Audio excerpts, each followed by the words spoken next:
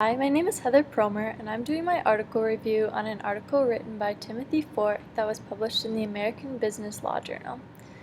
His article is titled Religious Belief, Corporate Leadership, and Business Ethics. The article centers around the idea that many people believe that religion does not have an appropriate role in business decision making. Whether or not religious belief should play an influential role in the ethics of business is a rather important question. So the article goes through a moral and rather methodical framework of reasons why or why not a CEO should reveal the religious beliefs motivating his or her decision about a specific policy, particularly in reference to an ethical dilemma. And the article kind of poses two sides. You have the inclusionist, who support the use of religion as a basis for decision making, and the exclusionist, who reject the use of religion, saying it's not a neutral source of moral principles shared by a large group of people.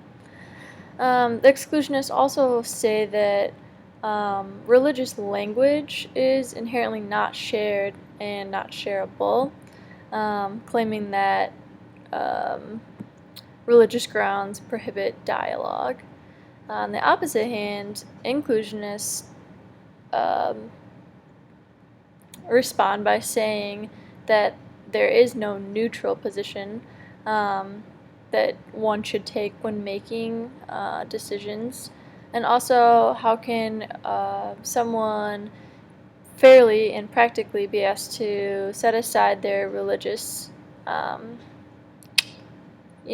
religious beliefs when making decisions, as well as that there's not a overarching consensus of public reason that exists to decide public questions. So why can religion not be considered?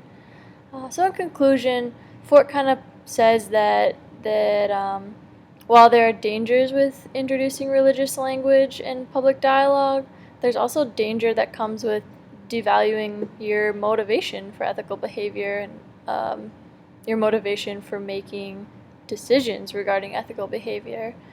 So overall, I would say that the article was effective, but at the same time, it was rather repetitive. I felt like I was kind of fishing through the same thing over and over, trying to get to the end of the article.